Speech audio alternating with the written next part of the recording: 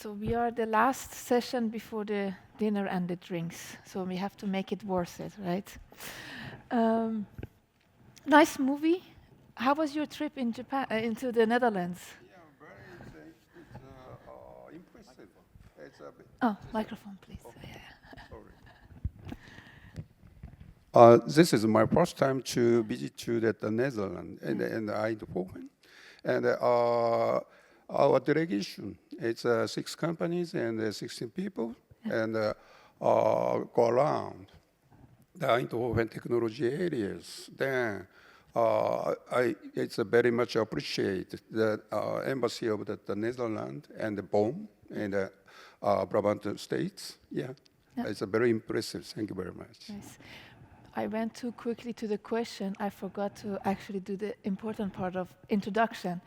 Would you please also kindly introduce yourself for the audience and your role? Sorry. I am Tommy. And Edo, after that, you as well. I'm Tommy Sato from Semiconductor Equipment Association of Japan, SEAJ. SEAJ has around 300 membership companies. The core companies that are semiconductor equipment, it's a major around maybe 40 companies. And other membership companies that the supply chain of the semiconductor equipment. Thank you very much. Thank you. Edo, would you also introduce yourself? Thank you. I'm Edo de Ronde, Director of the Netherlands Foreign Investment Agency, based here in the embassy, Netherlands Embassy in Tokyo. We support Japanese companies by setting up business or R&D centers in the Netherlands. We have about 600 Japanese companies, relating to 900 active Japanese companies in the Netherlands, and it's 1/3 are active in high-tech systems and materials. Oh, very nice, impressive, nice. I think no introduction needed, but you want to say something as well? No. I just gave a presentation, but yeah, maybe good to introduce my role. Yes. My name is Ilko Schottert. I work for Dexerials, and I'm responsible for the innovation activities, like I just presented in the Netherlands. Yeah. Edo, going to you, just about the numbers you presented about the Japanese companies active in the Netherlands. Can you a little bit elaborate how, I think we're seeing a peak or increase in the participation of Japanese companies in the Netherlands. Can you elaborate a little bit on that? Why is that? Yeah. Now maybe a new peak. It started all in the 70s and 80s with all the large Japanese companies going to Europe to sell their equipment and products. And many of them started in the Netherlands. We had our office since early 80s here, so more than 45 years now. Oh. And that was the first peak. Then after Brexit, there was another peak. And now we see a different kind of, we see another small peak coming, but in a different kind of activity. Okay. And that is more related to R&D. And we think that's coming because of several reasons, but I think today was clear that the world is in need of high performance computing. And for the high performance computing, a lot of electricity is needed, and that is not sustainable. So the message was from electricity to photonics. And in that area, integrated photonics, the Netherlands is really leading. So we see a lot of Japanese companies that are in need of that kind of technology, seeing whether they can do something together with the Dutch. And another reason is the geopolitical one. We have several Japanese companies that previously had their technology scouts active in the US, sending them now to Europe, because Europe and the Netherlands is seen as a more stable partner for innovation. Oh, very nice, very nice. Sato-san, yeah, continuing on that question of geopolitics and similarities between the two countries, can you elaborate on that? How do you see Dutch and Japanese ecosystems, especially in R&D, can complement each other, or Yeah, basically, it's the equipment. It's many kinds of the equipments. Then, especially it's a photo area. It's the equipment. It's Netherlands. It's very strong, and Japan. Purely it's materials and components. It's also Japan is it's strong. Yes. That's this is the very good position to collaborate. And but on the other hand, it's it's a process. It's equipment. Sometimes it's competing. It's but some portion. I believe we can do that collaboration. Yeah, Yep. yeah. Can you elaborate a little bit on that, also based on what you saw last February in the Netherlands? Where are the specific areas you think we should, collaborate more or have a conversation about it? Yeah, that's why it's last year. Yeah. Our delegation people, it's found out that lots of that your open innovation technologies. It's a kind of we surprise, and but it's Hitachi High-Tech. It's a long time collaboration in that Netherlands. Yes. That's we study a lot. It's it's a major equipment companies. It's also very much studying and feedback to that headquarters, each companies. Yep. Yeah. Very good. Elko, so you're working for a Japanese company in the Netherlands. Yes. How do you make this connection from experience? Yeah. What I see and what I also get back from my colleagues and also the companies in the Netherlands where we're working with is that this bridge role is accommodating to help understand each other better. And one of the examples, if there is a message coming from a Dutch company, then it might be a little bit different than how it's interpreted. So what I can do is provide a little bit of context. Why is this question important? What is the reason behind it? And the other way around as well, for the Japanese to express themselves. Sometimes it's quite challenging for the Japanese to directly contact or directly address the external stakeholder, let's say, or the customer or the partner. And my role in that, or the bridge role in that, is to provide that comfort and build on this trust together, because I think that's one of the most important topics. How to collaborate is based on trust. Can you say something, because you shared some nice insight with me about the trust, how Dutch build trust versus how Japanese build trust?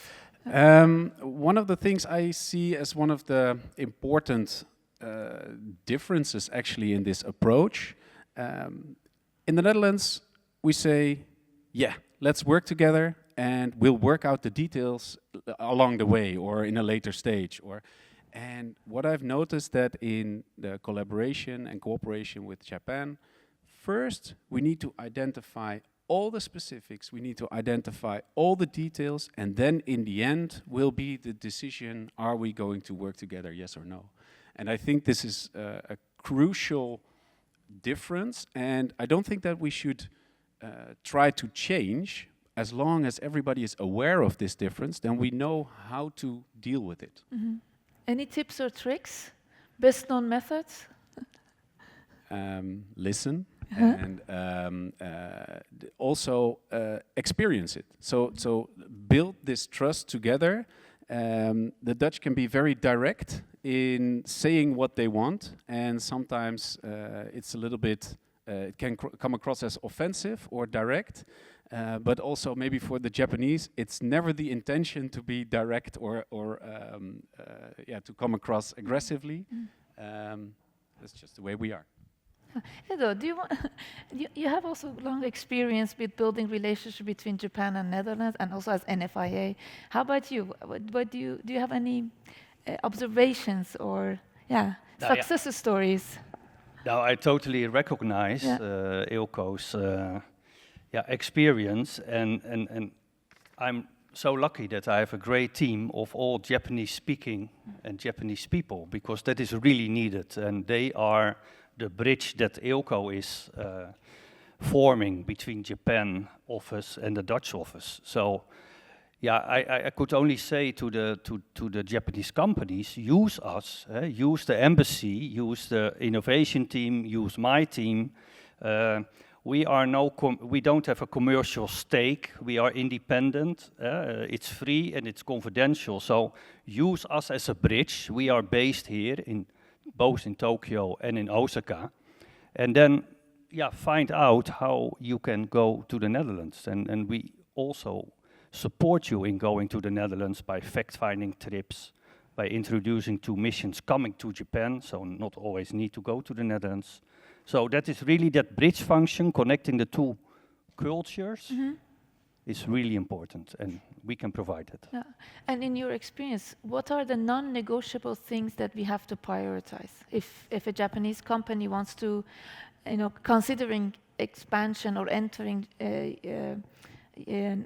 European market or Netherlands specifically? Yeah, non-negotiable is don't try to change each other. That is just accept each other, take time, invest in the relationship, share those details. So don't have a quick win. As Dutch, we sometimes see low-hanging fruit, quick wins. Don't do that. That can break the trust. Try really, as Dutch and my team, we really try to do it in the Japanese way in the beginning, and then slowly move and connect the Dutch way. Yeah. So. Very good. Would you like to add? Yeah. Yes. I advise that 5 points. First, long-term relationship building. And second, clear value proposition. Also third, strong local partners. And fourth, consistently and commitment. And last, alignment with industry needs. Success in Japan requires patience, trust, and a long-term commitment, combined with clear technical value and strong local engagement. Because Netherlands and Japan, we have a long distance, but psychologically, we are like neighbors. It's because of the trust.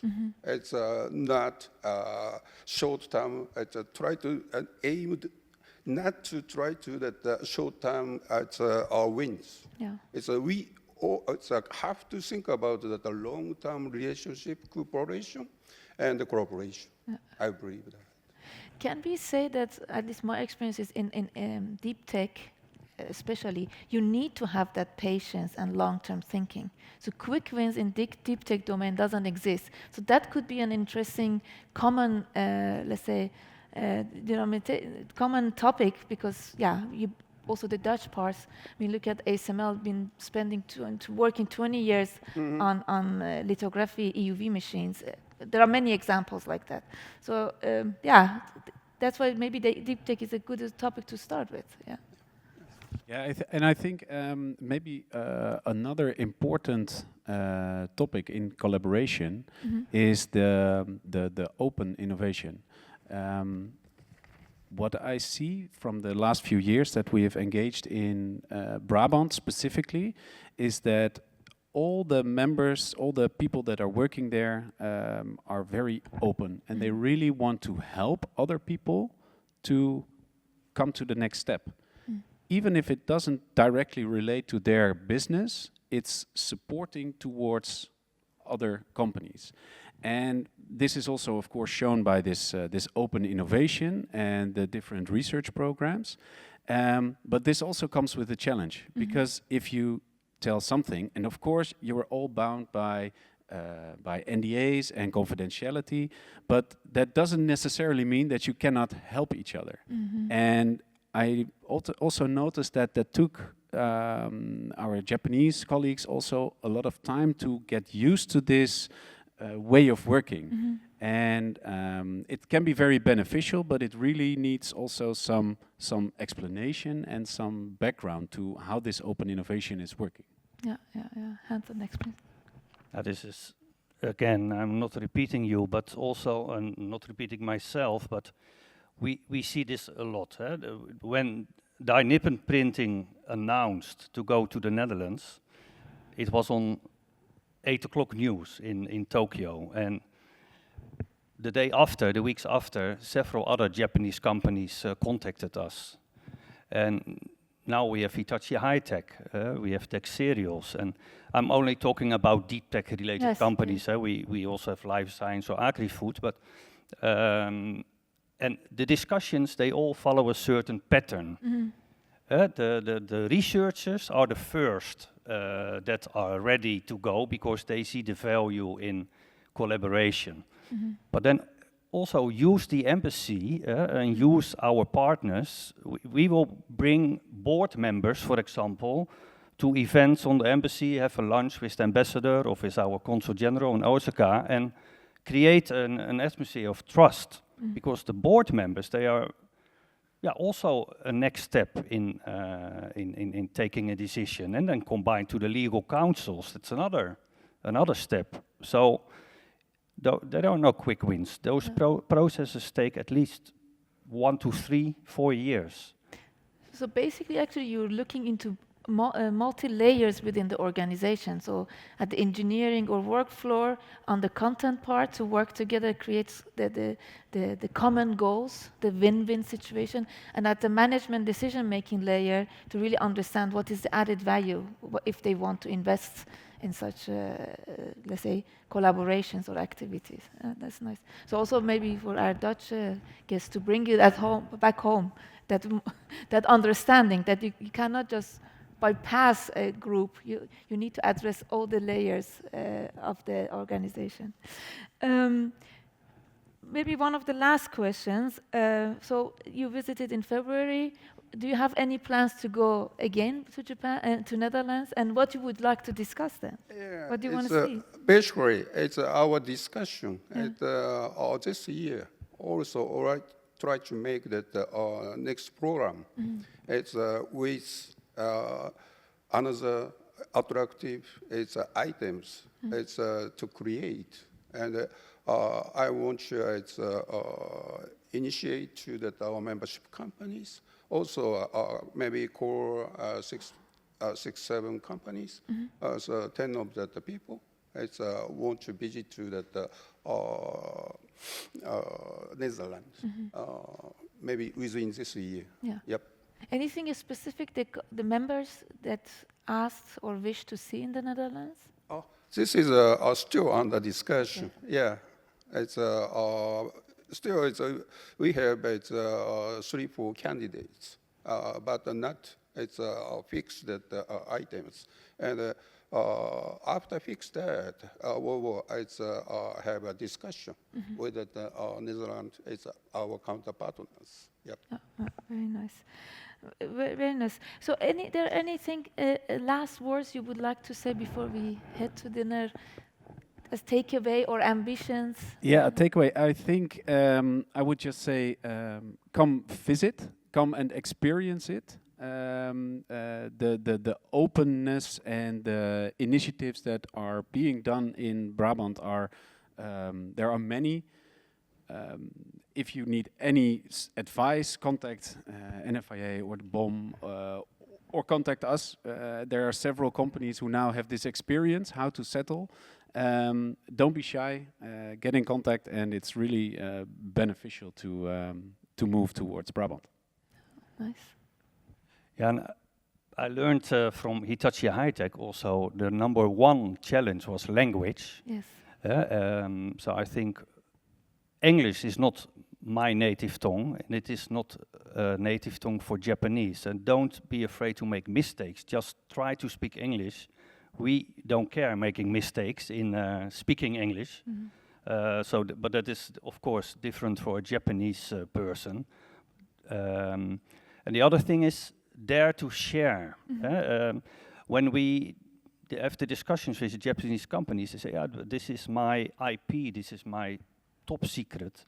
No need to share everything, but if you share a little bit within our ecosystems, you will return a multiplier of that. So if you share a bit, for sure, the ecosystem will give you a multiplier back. I think the whole ecosystem in Brabant is used to that, sharing and building together something. So that's very part of the nature and DNA of this ecosystem there. Yeah. Yeah. Sato-san, yeah. Yeah, I also pointed out everybody said, focus on building trust. Be genuinely curious, listen carefully, and aim for meaningful connections rather than the quick wins. This is, I think, it's a long-term relation, long-term trust. This is important for the innovation. Yeah, I think. Also, it's innovation between us. Yeah. And as an outsider in Brabant, I can say Japan and Netherlands has something in common, and that's both like a good beer. So start with having a beer before even your meeting. So that will help a lot. And with that, I will thank you a lot for your conversation.